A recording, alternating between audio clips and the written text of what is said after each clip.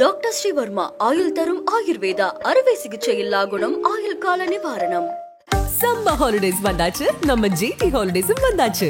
GT holidays, south India's number 1 travel brand. வந்தாச்சு the Chennai சில்க்ஸின் mega combo sale, summer chill out sale.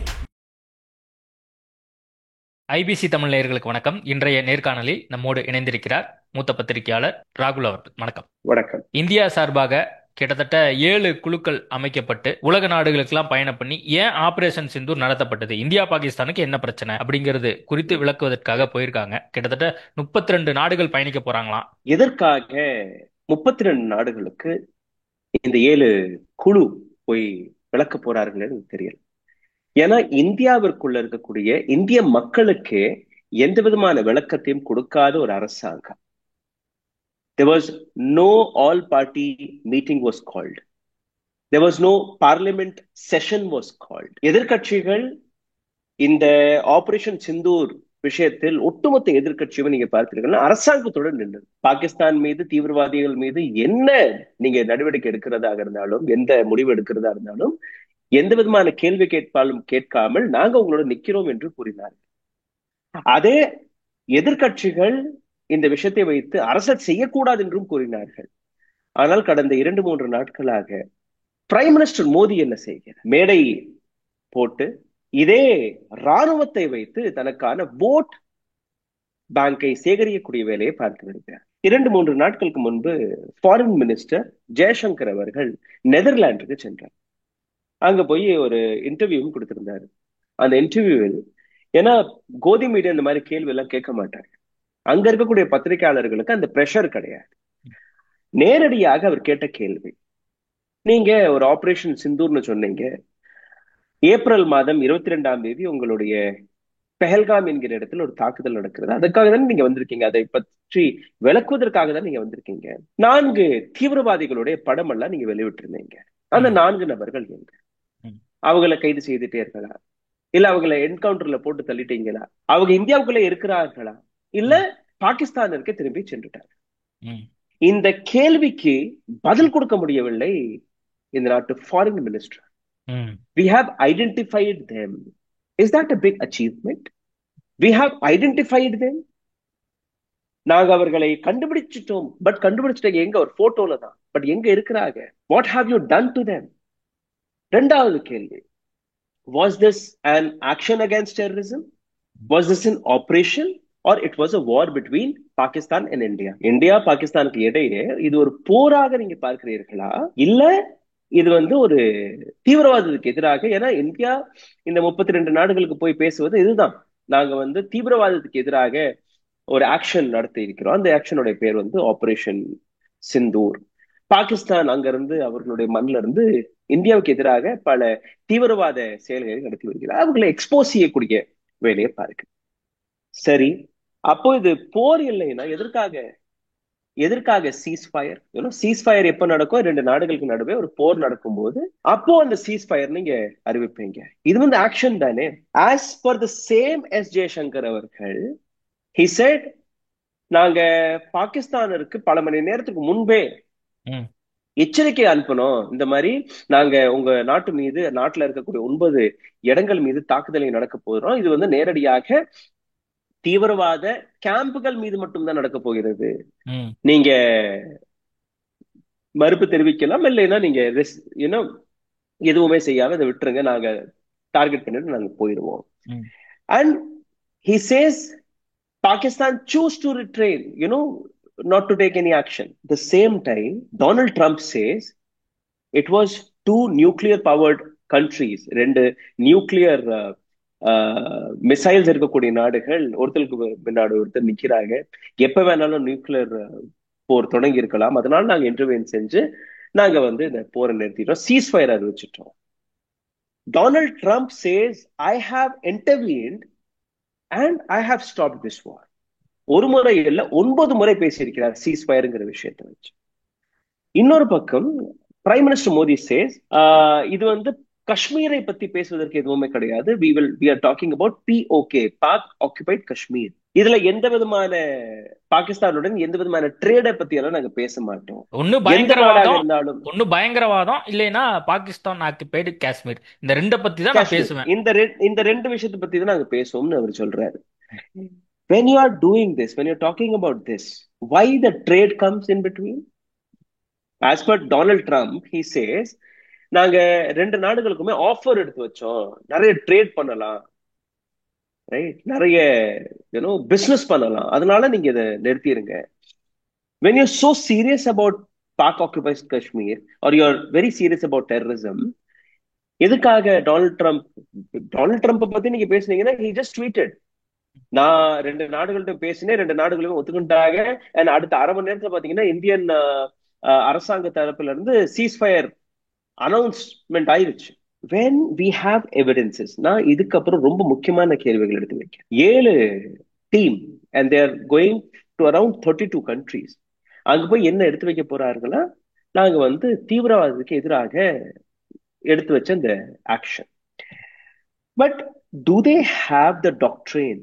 சரியா, இது ரொம்பவே முக்கியமான விஷயம். ஏன்னா ஒரு நாட்டுக்கு போய் எந்த விதமான, இப்ப எஸ் ஜெய்சங்கருக்கு முன்னாடி வெளிவந்த கேள்விகள் நீங்க பாத்தீங்கன்னா அதுக்கான பதில் கொடுக்க முடியும். அதே மாதிரி எத்தனையோ கேள்விகள் அவர்களுக்கு முன்னாடி வரும். எல்லா இடத்துலயுமே ஒரே முறையான பதில் இருக்கணும். அந்த ஒரே முறையான பதில் இருப்பதற்காக உங்கள்கிட்ட அரசாங்கத்துடைய ஒரு டாசியர் தேவை. அந்த டாசியர் உங்க கையில இருக்கானா? இல்ல. 2001 பார்லிமெண்ட் அட்டாக் நடந்தது. டாக்டர் மன்மோகன் சிங்குடைய காங்கிரஸ் உடைய அரசாங்கம். அதே மாதிரி நீங்க பார்த்தீங்கன்னா 2008 பிஜேபி அரசாங்கம். அப்போ மும்பை அட்டாக் நடக்குது. சோ மும்பை அட்டாக்கா இருக்கட்டும் அல்ல 2001 நடந்த parliament attack, Indian government had established the evidences. யாரெல்லாம் இதற்கு பின்னாடி இருக்கக்கூடிய குற்றவாளிகள், எங்க இருந்து இந்த ஆபரேஷன் இயக்கப்பட்டது, அது போன்ற பல்வேறு கேள்விகளுக்கான ஒரு டாசியர் ரெடி பண்ணி இதே போன்று அப்பவும் பல நாடுகளுக்கு இந்திய எம்பிஸ் அனுப்பப்பட்டார். டாசியர் அப்படின்னு சொல்றது நம்ம டாக்குமெண்ட்ஸ் அதைத்தான் மீன் பண்ணதா இல்ல வேற எதுவும் டேர்மா? டாசியர்னா ஒரு அரசாங்கம் இந்த மாதிரி ஒரு டீம் அனுப்பும் போது அந்த விஷயத்திற்கான எல்லா எவிடன்ஸுமே அதுல இருக்கும். எவிடன்ஸ் மட்டுமல்ல, வெளிநாடுகள் அல்ல அங்க இருக்கக்கூடிய பத்திரிகையாளர்கள் எழுப்பக்கூடிய கேள்விகள் எப்படியெல்லாம் இருக்கும், அந்த கேள்விகளுக்கான பதில் என்னெல்லாம் இருக்கும். ஏன்னா எவிடன்ஸ் உங்கள்ட்ட இருக்கணுமா இல்லையா? அந்த எவிடன்ஸ், அந்த கேள்விகள், ஒரு அரசாங்கத்துடைய நிலைப்பாடு என்ன, ஒரு அரசாங்கத்துடைய பதில் என்ன. 32 நாடுகளுக்கு நீங்க போறீங்க, 7 எம்பிக்கள் போறார்கள். அப்ப 7 எம்பிக்களுடைய பதில் வெவ்வேறாக இருக்கக்கூடாது, ஒரே முறையான பதில் இருக்கணும், ஒரே மாதிரியான எவிடன்ஸ் இருக்கணும், ஒரே மாதிரியான ஸ்டாண்ட் இருக்கணும். இது இந்தியாவுடைய ஸ்டாண்ட். தனிப்பட்ட முறையில அந்த எம்பியோடைய ஸ்டாண்டோ இல்ல அரசியல் கட்சியோடைய ஸ்டாண்ட் கிடையாது, பிஜேபியோடைய ஸ்டாண்டோ காங்கிரஸோடைய ஸ்டாண்டோ டிஎம்கேயோடைய ஸ்டாண்டோ கிடையாது. இது இந்தியாவுடைய ஸ்டாண்ட். இந்தியா எஸ்டாப்ளிஷ் செய்யக்கூடிய எவிடன்சஸ். இந்தியா சார்பா கிட்டத்தட்ட 8 அந்த தீவிரவாத முகாம்களை நாங்க அழிச்சிருக்கோம் அப்படிங்கறத தொடர்ந்து மோடி அவர்கள் கிட்டத்தட்ட ஒரு அரை மணி நேரம் ஸ்பீச் உட்பட எல்லாமே வெளிப்படையா பேசியிருக்காரு. இதுதான் மக்களுக்கு நான் கொடுக்கக்கூடிய செய்தி, இதுதான் பாகிஸ்தான் மக்கள் புரிஞ்சுக்கணும் அப்படிங்கிறார். நீங்க அந்த ட்ரம்ப பத்தி பேசுறீங்க, ட்ரம்ப பத்தி மோடி அந்த ஸ்பீச்லயும் பேசவே இல்லை. ட்ரம்ப பத்தி மோடி பேசல. ஆனா சீஸ்ஃபயர் சனிக்கிழமை ட்ரம்ப் ஒரு அறிக்கையை விடுறாரு. அந்த அறிக்கையை விட்டு அடுத்த அரை மணி நேரத்துல India and Pakistan both countries announces the ceasefire. சனிக்கிழமை ஞாயிற்றுக்கிழமை போய் திங்கட்கிழமை மாலை வரை எந்த விதமான ஆப்ஜெக்ஷனும் வெளிப்படையாக வரல. இந்திய அரசாங்க சார்பாக எந்த ஆப்ஜெக்ஷனும் வரல. ட்ரம்ப் உங்களுக்கும் எதுக்கும் எந்த விதமான சம்மதமும் கிடையாது, நீ எதுக்கு மூக்க நுழைக்கிற, நீ எப்படி இந்த மாதிரி தவறான விஷயத்தை எடுத்து வைக்கலாம், ஏன்னோ அந்த மாதிரியான எந்த விதமான ஸ்டாண்டுமே கிடையாது. நீங்க ட்ரம்ப் பத்தி பேசலைங்கிற விஷயம் வேற. பிகாஸ் இந்தியாவுக்கு முன்னாடி நீங்க நேஷனை அட்ரஸ் பண்ணும்போது ஒரு சில விஷயங்களை நீங்க ரீஃப்ரைன் பண்ணிதான் ஆகணும். பட் இந்த இடத்துல ட்ரம்ப் வெளிப்படையாக என்னாலதான் இது நடந்துச்சு. நீங்க பாருங்க, 8 மணிக்கு பிரைம் மினிஸ்டர் மோடி பேசுறாரு, 7:30 மணிக்கு ட்ரம்ப் அங்க பேசுறாரு. 8 மணிக்கு மோடி ட்ரம்ப் பத்தி எந்த விதமான வார்த்தையும் பேசுறதுக்கு முன்னாடியே ட்ரம்ப் என்ன சொல்றாருன்னா, I have offered them the business, trade business. Did Indian government objected to that? Prime Minister Modi said இல்ல இந்த மாதிரி அவர் ஆஃபரே கொடுக்கலைன்னு அவர் இங்கே சொன்னாரா? இந்தியன் கவர்மெண்ட் சார்பாக எதுவும் வந்துச்சா? நீங்க சொல்றீங்களே இந்த ஆஹ், அரை மணி நேரம் அவர் பேசினாருன்னு. ஆல் பார்ட்டி மீட்டிங்ல the prime minister has to be there. இருந்தாரா? கிடையாது. ஒபிஷியலாக இந்தியன் கவர்மெண்ட் சார்பாக பிரஸ் மீட் எடுத்து வைக்கப்பட்டதா? கிடையாது. That press meet was army's press meet. ஒவ்வொரு நாளும் நடக்கக்கூடிய விஷயங்களை கர்னல் சோஃபியா குரேஷி, வியோமிகா சிங், விக்ரம், இவங்க 3 பேருமே எடுத்து வச்சது வந்து கவர்மெண்ட் எடுத்து வைக்கக்கூடிய ஸ்டாண்ட்ஸ் மட்டும்தான். அரசாங்கம், ஒரு அரசியல் கட்சி அந்த சார்பாக எதுவுமே வரல.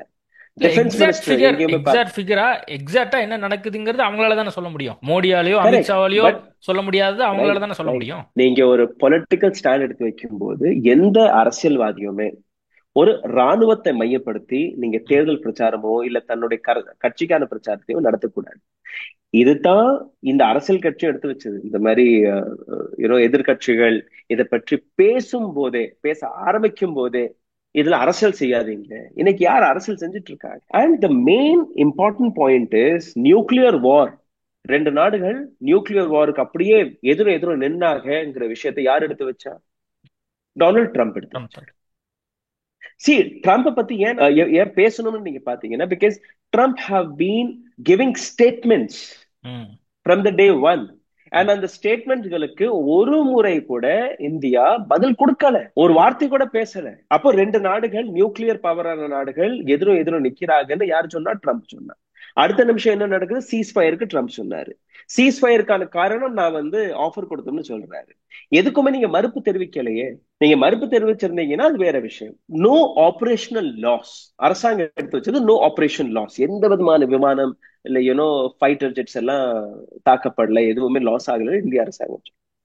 காங்கிரஸ் மற்றும் வெளிநாடுகளில் இருக்கக்கூடிய பல செய்தி ஊடகங்கள் பல வீடியோஸ், போட்டோஸ், எவிடன்சஸ்களை எடுத்து வச்சுட்டு வர்றாங்க. பார்லிமெண்ட் செஷன் எதுக்காக கூட்டப்படுதுன்னா என்ன நடந்துச்சு, பார்லிமெண்ட் வழியா அந்த விஷயம் வந்து எஸ்டாப்ளிஷ் செய்யப்படும். நீங்க பீகார் எலெக்ஷன்ல போய் பேசுறதுனால எந்த பிரயோஜனமே கிடையாது. You are addressing a rally for your election benefits, for your political benefits. All party மீட்டிங்ல நீங்க எல்லா தலைவர்களுமே கூப்பிட்டு வைத்து, எல்லா அரசியல் கட்சிகளையுமே கூப்பிட்டு வைத்து இதுதான் நடந்தது அப்படின்னு ஏன் எஸ்டாப்ளிஷ் பண்ணல? எவ்வளவு லாஸ் ஆச்சு, எத்தனை ஏர்கிராப்ட்ஸ் நம்ம இழந்திருக்கிறோம்? How many Mirages, how many Rafale jets have you lost? எங்க அந்த எவிடன்ஸ்? எந்த இடத்துல நீங்க அட்ரஸ் பண்ணிருக்கீங்க? எங்கேயுமே கிடையாது. என் உடம்புல ஊறக்கூடிய ரத்தம் கிடையாது, இது குங்குமம் எல்லாம் நேற்று பேசியிருக்காரு. சிந்தூர், தட் இஸ் குங்குமம். நீங்க ஒரு நல்ல டயலாக் வச்சு பேசி மக்களை வந்து எத்தனை நாளைக்கு தான் நீங்க ஏமாற்ற முடியும்? நான் தொடக்கத்திலே கூறியபடி வெளிநாட்டுக்கு எதுக்காக இவங்க போறாங்கன்னு எனக்கு தெரியல. One, they don't have a dossier. Two, இந்தியால இருக்கக்கூடிய இந்திய மக்களுக்கே நீங்க எந்த விதமான பதிலையும் கொடுக்காம நீங்க வெளிநாட்டுக்கு போய் என்ன சாதிக்க போறீங்கன்னு எனக்கு ஓகே. எனக்கு இன்னொரு முக்கியமான கேள்வி, இந்தியா பாகிஸ்தான் போர்ல இந்தியாவுக்கு ஆதரவாக இதுவரைக்கும் எந்த நாடுமே வெளிப்படையா ஆதரவே தெரிவிக்கல. ஏன் சார் ஃபர்ஸ்ட் ஆஃப் ஆல் இது போரா இல்ல ஒரு ஆபரேஷனா? India never establish that this is a war. போர்னு எங்கேயுமே சொல்லலையே. we have targeted the terrorist camps. நாம வந்து வெறும் டெரரிஸ்ட் கேம்ப் மட்டும் தான் டார்கெட் பண்ணியிருக்கோம். இந்தியா பாகிஸ்தானுக்கு நடுவுல போர்னு எங்கேயுமே டாக்குமெண்ட் செய்யப்படல. First point. எந்த நாடுமே தீவிரவாதத்துக்கு எதிராக இந்தியாவுடன் நாங்க நிக்கலைன்னு எங்கேயுமே யாருமே கூறல. அது யுஏஇயா இருக்கட்டும், அது அரபு நாடுகளாக இருக்கட்டும், அது யூரோப்பியன் யூனியனாக இருக்கட்டும், அது அமெரிக்காவாக இருக்கட்டும், எந்த நாடாக இருந்தாலுமே, ரைட். ஆனால் வெளிப்படையாக 100% நாங்க இந்தியாவுடன் நிப்போம் என்கிற விஷயத்தை அவங்க எடுத்து வைக்க, ரைட். அமெரிக்கா உட்பட. அமெரிக்கா வந்து பாகிஸ்தானை, இந்தியா 2 நாடையுமே ஒரே சமமான பிளாட்ஃபார்ம்ல எடுத்து வச்சு பேச ஆரம்பிச்சுட்டாங்க. Where is India and where is Pakistan, right. But இதே இடத்துல நீங்க இன்னொரு ஆங்கிள் நீங்க பாருங்க. சைனா, ஒரு பக்கம் பாகிஸ்தானுடைய மீடியா, இன்னொரு பக்கம் சைனாவுடைய மீடியா எந்த அளவுல ஒரு ப்ரொபகண்டா வார கிளப்பி இருந்தாங்கன்னு நீங்க பாருங்க. சைனா வெளிப்படையா பாகிஸ்தானோட போய் நிக்கிறாங்க.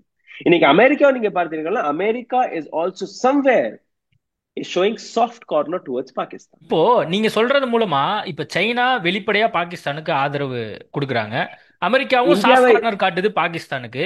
இதெல்லாம் எடுத்துரைக்கிறதுக்காக தானே மற்ற நாடுகளுக்கு எல்லாம் போய் தங்கள் தரப்பு நியாயத்தை வெளிப்படையா சொல்றதுக்காக போறாங்க. இந்தியா தரப்பு நியாயம் அதுதான் இதுதான். இந்தியா தரப்புல இருக்கக்கூடிய நியாயம். எப்படி எஸ்டாப்ளிஷ் செய்ய போறீங்க? You will go and talk about நாங்க வந்து 9 இடங்கள்ல இந்த மாதிரி எல்லாம் அங்க விஷயங்கள் நடந்தது. அங்க வந்து ஜெய்ஷே முகமது, ம். ஹிஸ்புல் முஜாஹிதீன், லஷ்கர் இ தொய்பா, இது போன்ற 200க்கும் மேற்பட்ட தீவிரவாத அமைப்புகள், யூனோ தெரிஞ்ச அமைப்புகள் அங்கிருந்து ஆப்ரேட் செய்யப்படுது. ஐஎஸ்ஐயோட வேலை நீங்க பாத்தீங்கன்னா, இந்தியாவுக்கு எதிராக நீங்க எந்த விதமான தீவிரவாத செயல் அந்த மாதிரி ஒரு ஆர்கனைசேஷன் வச்சிருந்தீங்கன்னா ஐஎஸ்ஐ மிகப்பெரிய அளவுல உங்களுக்கு பணம் கொடுக்குறாங்க. பாகிஸ்தான்ல இருக்கக்கூடிய தீவிரவாத அமைப்புகள் 3 விதமா வேலை பார்க்குது. ஒண்ணு, இந்தியாவுக்கு எதிராக செயல்படக்கூடிய தீவிரவாத அமைப்புகள், அவர்களுக்கு தான் அதிகமான பணம். அதுல வந்து முக்கியமான ஜெய்ஷ் முகமது, ஹிஸ்புல் முஜாஹிதீன் அண்ட் லஷ்கர் இ தொய்பா. ஹாஃபிஸ் சயீத் எங்க இருக்கிறார்? அங்க இருக்கிறார். You know Maulana Masood Asr, is there. Mir அங்கதான் இருக்கிறார். தாவூத் இப்ராஹிம் அங்கதான் இருக்கு. இது வந்து உலக நாடுகளுக்கு தெரிஞ்ச ஒரு விஷயம்.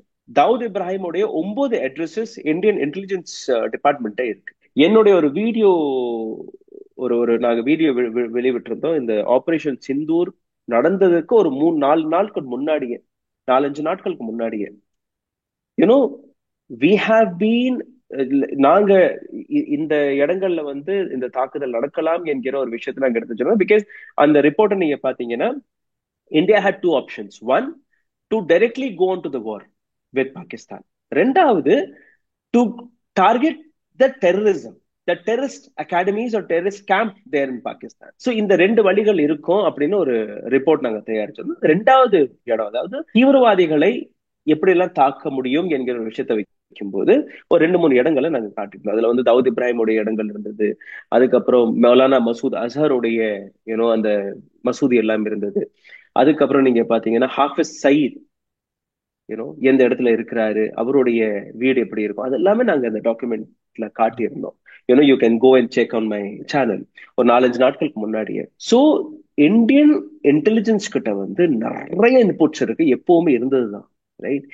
இன்னைக்கு நாம என்ன எஸ்டாப்ளிஷ் செய்யணும்னு நீங்க போய் பாத்தீங்கன்னா, பாகிஸ்தான்ல இத்தனை இப்ப வந்து ரொம்ப பியூட்டிஃபுல்லா what we have established is 9 தீவிரவாத அமைப்புகள், தீவிரவாத கேம்புகள் மீது நம்ம தாக்குதல் நடத்திருக்கிறோம். 3 தீவிரவாத அமைப்புகளுடைய இந்த கேம்ப்ஸ். அதுல வெளிப்படையா நீங்க பாத்தீங்கன்னா, இன்டர்நேஷனல் கம்யூனிட்டிக்கு நம்ம எடுத்து வைக்கக்கூடிய விஷயம், இன்டர்நேஷனல் குளோபலி ரெகக்னைஸ் தீவிரவாதிகள், அவர்களுடைய புகைப்படங்கள், அவர்களுடைய கடைசி இறுதி சடங்குகள்லாம் பாகிஸ்தான் ராணுவம், பாகிஸ்தான் பிரைம் மினிஸ்டர் எல்லாம் போய் கலந்துட்டு இருக்காங்க. அதை வந்து நம்ம எஸ்டாப்ளிஷ் செய்யணும். அதை நம்ம எஸ்டாப்ளிஷ் செய்யாம உடம்புல வந்து ரத்தம் ஊர்ல, என்னுடைய உடம்புல வந்து சிந்தூர் ஊருதுன்னு நம்ம சொல்லிட்டு இருக்கிறது, திஸ் இஸ் லைக் நான்சென்ஸ். ரெண்டாவது, உலக நாடுகள் யாருமே பாகிஸ்தானிற்கு உதவாதபடி, அதாவது எந்த விதமான பைனான்சியல் சப்போர்ட் அங்க போய் சேரக்கூடாது. ரெண்டாவது, இப்ப அமெரிக்கா போன்ற நாடு, சைனா போன்ற நாடு, இந்த மாதிரியான நாடுகள் பாகிஸ்தானுக்கு உதவக்கூடிய நாடுகள். அவர்களுடைய அவர்களே நீங்க கார்னர் பண்ணலாம், அவர்கள்ட்ட நீங்க கேள்வி கேட்கணும். பாஸ், நீங்க பாகிஸ்தானுக்கு நீங்க உதவிட்டு இருக்கீங்க, எங்களுடைய பாதுகாப்புல அது பிரச்சனை வருது, எங்களுடைய நேஷனல் செக்யூரிட்டியில பிரச்சனை வருது, நீங்க ஒரு தீவிரவாதிகளுக்கு பணம் கொடுத்துட்டு இருக்கீங்க. யூரோப்பியன் யூனியன் எதற்காக பாகிஸ்தானுக்கு பண உதவி கொடுத்துட்டு இருக்காங்க? அமெரிக்கா ஏன் பண உதவி கொடுத்துட்டு இருக்காங்க? we will not do trade. மோதியால சொல்லி இருக்க முடியும், what you are offering me, I will not do trade with America. India வந்து ஒரு மிகப்பெரிய மார்க்கெட் எக்கானமி, இதை புரிஞ்சுக்கோங்க. உலக நாடுகளுக்கு இந்தியா ரொம்பவே முக்கியமான நாடு. India is not a manufacturing country. சைனாவே நீங்க எடுத்துக்கிட்டீங்கன்னா, கடந்த 4-5 வருஷத்திலேயே 100 மில்லியனுக்கும் மேல, 100 பில்லியனுக்கும் மேல நம்ம வந்து ட்ரேட் எஸ்டாப்ளிஷ் பண்ணியிருக்கோம். டிக்டாக் பேன் பண்ணிட்டோங்கிற ஒரு 48 ஆப்ஸை பேன் பண்ணார் இல்லையா prime minister Modi. That is just ஒரு சுசுபி கைத்தொடப்பு மட்டும்தான். But the same government is doing more then $100 billion trade with China. நீ பாகிஸ்தானுக்கு உதவுனா ஐ வில் ஸ்டாப் மை ட்ரேட்னு சொல்ல முடியும் இன்னைக்கு இந்தியாவால. the next day China will fall onto your feet. India can say, I don't want to do any trade with America. India can say, I will not do any trade with European Union. Because உங்களுக்கு நாங்க தேவை. India வந்து அவங்களுக்கு முக்கியம். அவங்க வந்து produce பண்றாங்க, production பண்றாங்க, இந்தியாவுக்கு அனுப்புறாங்க. இந்தியா வந்து பணம் கொடுத்து பொருட்களை வாங்குறோம். நம்ம கன்சியூம் பண்றோம். ம். we are a consumer market. but but why did India is not taking up that stand? Why India is not pinpointing this? I will not do trade with you, I don't want this. என்னுடைய நாட்டு மக்கள், நாட்டுடைய பாதுகாப்பு முக்கியம். பாகிஸ்தான் எங்கள் மீது தீவிரவாதத்தை அனுப்பிட்டு இருக்காங்கிற விஷயத்தை நம்ம எஸ்டாப்ளிஷ் பண்றோம். பாகிஸ்தானுக்கு நீங்க இங்க உதவும் போது why will I do trade with you, why will I do business with you, ம். why can't India take this stand? நான் ரொம்பவே ஒரு முக்கியமான வீடியோ பத்தி நான் பேச ஆரம்பிக்கிறேன், விருப்பப்படுறேன். Atal Bihari Vajpayee, he was sent by Narasimha Rao to the similar, இப்ப போறாங்களே வெளிநாடுகளுக்கு, அதே மாதிரி அப்போ நரசிம்ம ராவ் அவர் போய் இந்தியாவுக்கு திரும்பிய வாஜ்பாய் பார்லிமெண்ட்ல ஒரு உரையை கொடுக்கிறார். भारत को अनसन खतरों से नहीं खेलना चाहिए क्योंकि मौजूदा संकट हमने पैदा नहीं किया है. இந்தியா பயங்கரவாதத்தை பொறுத்து கொண்டு வருது. இப்ப இருக்கக்கூடிய சிச்சுவேஷன் நம்மளால் உருவாக்கப்பட்ட பிரச்சனை கிடையாது, வெளிநாட்டிலிருந்து வரக்கூடிய பிரச்சனை. जब भी जरूरत पड़ी हमने निश्चित तत्कालीन सरकार का साथ दिया. எப்பெல்லாம் தேவைப்பட்டதோ எதிர்கட்சியில் இருக்கக்கூடிய நாங்க அரசாங்கத்திற்கு நாங்க உதவினோம். எப்படி இப்போ எதிர்கட்சிகள் உதவுறாங்களோ அதே மாதிரி அப்போ அவர் ऑपोजिशन लीडर. उस समय के प्रधानमंत्री नरसिम्हा राव ने विपक्षी नेता के रूप में भारत के पक्ष रखने की जिम्मेदारी दी थी मुझे. அப்ப இருந்த நரசிம்ம ராவ் வெளிநாடுகளுக்கு போய் இந்தியா சார்பாக இருக்கக்கூடிய விஷயங்கள் எடுத்து வைப்பதற்கான அந்த பொறுப்பை எதிர்கட்சியில் இருக்கக்கூடிய என்னை, அதாவது வாஜ்பாய் என்கிற என்னை தேர்ந்தெடுத்து என்னை அனுப்பினார். ஜெனீவா சம்மிட்டிற்கு அவர் போறார். लेकिन विपक्षी दल अक्सर राष्ट्रीय मुद्दों पर सहयोग करते हैं. வெளிநாட்டுக்கு அவர் போன உடனே பாகிஸ்தான்காரர்களுக்கு ஒண்ணுமே புரியல, எப்படி ஒரு ஆப்போசிஷன் லீடர் இந்தியாவை பற்றி பேசுவதற்கு இங்க வந்திருக்காருன்னு. பிகாஸ் அந்த நாட்டில் இருக்கக்கூடிய ஆப்போசிஷன் லீடர் இந்த நாட்டை உடைக்கக்கூடிய வேலை பார்க்கிறார்கள். ஆனால் இந்தியாவில் இருக்கக்கூடிய எந்த அரசியல் கட்சியாக இருக்கட்டும், இந்தியா என்கிற அந்த விஷயம் வரும்போது ஒற்றுமையாக தான் செயல்பட்டு கொண்டிருக்கிறார்கள். அவர் பேசிய ரொம்பவே முக்கியமான வார்த்தை, சத்தா கா கேல் சல்தா ரஹேகா. அரசியல் நடந்து கொண்டே இருக்கும், சர்க்காரே ஆயங்கி ஜாயங்கி, அரசியல் கட்சிகள் அரசாங்கம் வரும் போகும். दल बनेंगे बिगड़ेंगे, அரசியல் கட்சிகள் அமையும் உடையும். लेकिन देश इसका लोकतंत्र, நாடு நாட்டுடைய டெமோக்ரசி எப்பவுமே உயிர் வாழ்ந்து கொண்டிருக்கணும். This is what Vajpayee said. But what is happening today? When I was on my initial days of journalism, நாங்கெல்லாம் நீங்க பாத்தீங்கன்னா பார்லிமெண்ட்டுக்குள்ள போய் நாங்க ரிப்போர்ட் பண்ணுவோம். அங்க அப்படியே முட்டி மோதிப்பாங்க. அதே நீங்க வெளியில வரும்போது அங்க பார்லிமெண்ட்லயே ஒரு கேன்டீன் இருக்கு, இன்னும் இப்போ அங்க இருக்கு. சோ அந்த கேன்டீன்ல பாத்தீங்கன்னா they all used to sit on the same table. அங்க உள்ள நடந்த அந்த பிரச்சனையெல்லாம் வேற, வெளியில வந்து they used to be like good friends. இன்னும் சொல்ல போனா mister Narasimha Rao Vajpayee were thickest friend, very close friend, ஆனா இந்த மாதிரி எப்பவுமே நம்ம ராணுவத்தை தன்னுடைய அரசியல் லாபத்திற்காக எங்கேயுமே பயன்படுத்தல. But prime minister Modi has been doing this from Pulwama, Uri, இப்போ பெஹல்காம், தொடர்ந்து அந்த விஷயங்கள் நடந்துட்டே இருக்கு. இந்த மாதிரி விஷயங்கள் நீங்க பாத்தீங்கன்னா இப்ப ஆப்போசிஷன்ல இருக்கக்கூடிய சிபிஐயா இருக்கட்டும், Samajwadi party, TMC, Congress, everyone is rising question. இப்போ மோடி என்ன பண்ணணும், என்ன பேசணும் மற்ற நாடுகள்கிட்ட? See, first of all, Modi should stop talking about Indian army or these kind of he is becoming an opportunist. அரசியல் களத்துல உங்களுடைய எலெக்ஷன் பிரச்சாரங்களுக்கு இது போன்ற பிரச்சாரத்தை செய்யறதை ஃபர்ஸ்ட் ஆஃப் ஆல் நிறுத்தணும். He has to be more stronger as a leader. Trump பொய் பேசுறாரோ உண்மையை பேசுறாரோ அது வேற விஷயம். What is your stand? Did Trump really offered you a trade? அப்படி ஆஃபர் பண்ணலைன்னா why don't you give a statement? Prime Minister of India, ட்ரம்ப்புக்கும் எனக்கும் எந்த விதமான சம்மதம் கிடையாது, ட்ரம்ப் எந்த விதமான ஆஃபர் எடுத்து வைக்கல, நாங்களே இது வந்து ஒரு போர் கிடையாது, இது வந்து ஒரு தீவிரவாத அமைப்புகள் மீது நடத்திய ஒரு ஆக்ஷன் அந்த ஆக்ஷன்ல நாங்க வந்து 9 இடங்களை நாங்க அடிச்சிட்டோம். இதுதான் எங்களுடைய ஸ்டாண்ட். இதுக்கப்புறம் இந்த விஷயத்த நாங்க வெளிநாடுகளுக்கு போய் நாங்க எடுத்து வைக்க போறோம்னு அந்த ஸ்டாண்ட் வந்து இவர் எடுத்து வைக்க. ரெண்டாவது, ட்ரம்ப் சொன்னதுனாலதான் நாங்க சீஸ்ஃபயர் நடத்தலைங்கிற விஷயத்த பிரைம் மினிஸ்டர் மோடி எஸ்டாப்ளிஷ் பண்ணணும். அதுக்காக தான் பார்லிமெண்ட் செஷனை கூப்பிட வைக்கிறது.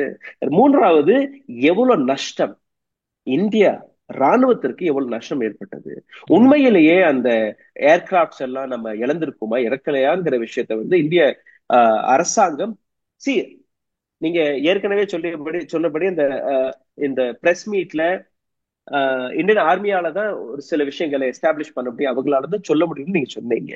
பட் அரசாங்க சார்பாக இருக்கக்கூடிய விஷயங்களை அவர்கள் பார்லிமெண்ட்ல போய் தான் பேச முடியும். ராணுவம் போய் பார்லிமெண்ட்ல பேச முடியாது. இன்னைக்கு நீங்க 7 பேரை நீங்க அனுப்பியிருக்கீங்க. பட் 7 பேர் கையில எந்த விதமான டாக்யூருமே கொடுக்காம நீங்க அனுப்பியிருக்கீங்க. அங்க வரக்கூடிய கேள்விகள் தெளிவா என்ன வரும்னா, நீங்க அந்த 4 பேரை என்ன பண்ணீங்க, எதுக்காக நீங்க தாக்குனீங்க, அப்படி அந்த 4 பேர் எங்கன்னு நீங்க சொல்லும் போது அதற்கு அது எப்படி நீங்க எஸ்டாப்ளிஷ் பண்ணீங்க, இங்க இருந்தா இந்த தீவிரவாத தாக்குதல் நடந்ததுங்கிற விஷயம் அது எல்லாமே எஸ்டாப்ளிஷ் ஆயிடுச்சுன்னு வச்சுக்கோங்களேன். we have all the evidences. Evidence இல்லைன்னு எல்லாம் இல்லை, right? we have all the evidence how this thing had started, எங்க இருந்து வந்தது, எப்படி வந்தது, எப்படி மசூர் அசரோடைய ஃபேமிலி கொல்லப்பட்டது, ஜெய்ஷே முகமதுடைய சீஃப் அவருடைய இன்வால்வ்மெண்ட் என்ன. there was a person Kashmiri இங்க இந்தியால இருந்து வெளிநாட்டுக்கு போய் அது பாகிஸ்தானுக்கு போய் பாகிஸ்தான்ல ட்ரெயின் செய்யப்பட்ட ஒரு தீவிரவாதி, எப்படி அந்த ஆளுடைய இன்வால்வ்மெண்ட் இங்க இருக்கு. அப்புறம் ISI சீஃபோட இன்வால்வ்மெண்ட் என்ன, பாகிஸ்தான் ஆர்மியோட இன்வால்வ்மெண்ட் என்ன, எல்லாமே வெளிப்படையா எஸ்டாப்ளிஷ் செய்யப்பட்ட ப்ரூஃப்ஸ். இதை நீங்க டாக்குமெண்ட் செய்யறதுக்கு, இதை வந்து நீங்க இன்னும் ஸ்ட்ராங்கா எடுத்து வைக்கிறதுக்கு இந்தியன் பார்லிமெண்ட்ல நீங்க ஃபர்ஸ்ட் பேசணும், right? No opposition party is questioning you. They're questioning because நீங்க அங்க வரவே இல்லை. நீங்க பெஹல்காம் போக வேண்டாம், நீங்க எப்படி மணிப்பூர் போகலையோ அது மாதிரி பெஹல்காமுக்கும் போக வேண்டாம். But you should come and talk to the public இல்லையா? You should come and address the Indian parliament இல்லையா? நீங்க ஏன் அது பண்ணல? இந்தியாவில இருக்கக்கூடிய இப்ப இருக்கக்கூடிய அரசாங்கத்தை நீங்க பாத்தீங்கன்னா எந்த விதமான ப்ரூஃபும் இல்லாம நம்ம யாரை வேணாலும் தாக்கிடலாம்ங்கிற ஒரு ஐடியால நம்ம போறோமாங்கிற கேள்வி வருது. ஏன்னா இந்த இடத்துல நீங்க எந்த விதமான எவிடன்ஸுமே கொடுக்காம ஒரு டீமை நீங்க அனுப்பி இருக்கீங்க. வெறும் you have establish 9 terrorist camp. அப்போ 9 terrorist campனா this was not a war, this was only an action. When this was an action, there is no ceasefire. When there is no ceasefire, if you so-called there is no ceasefire, then what is the role of Trump? What is the role of Prime Minister Modi? This was மற்ற action போன்று Indian ராணுவம் எடுத்து வச்ச action, Indian ராணுவம் நடத்திய ஒரு operation. Indian ராணுவம் அதற்கான பிரீஃப், அதற்கான எவிடன்ஸ் எல்லாத்தையும் எடுத்து வச்சுட்டாங்க. ஓகே சார், ரொம்ப டீட்டெயிலா பேசியிருக்கீங்க. பல்வேறு கேள்விகளை இந்திய அரசாங்கத்துக்கும் மோடிக்கும் வந்து கேட்டிருக்கீங்க. பதில் கொடுப்பாங்களா என்னங்கிறத நம்ம பொறுத்திருந்தா பார்க்கணும். நேர்காணல் கொடுத்ததுக்கு மிக்க நன்றி. Thank you so much. Doctor Sreevarma ஆயுள் தரும் ஆயுர்வேதா அறுவை சிகிச்சை இல்லா குணம், ஆயுள் கால நிவாரணம். சம்மர் ஹாலிடேஸ் வந்தாச்சு, நம்ம ஜிடி ஹாலிடேஸும் வந்தாச்சு. GT holidays, south India's number 1 travel brand. வந்தாச்சு தி சென்னை சில்க்ஸின் mega combo say summer chill out சே.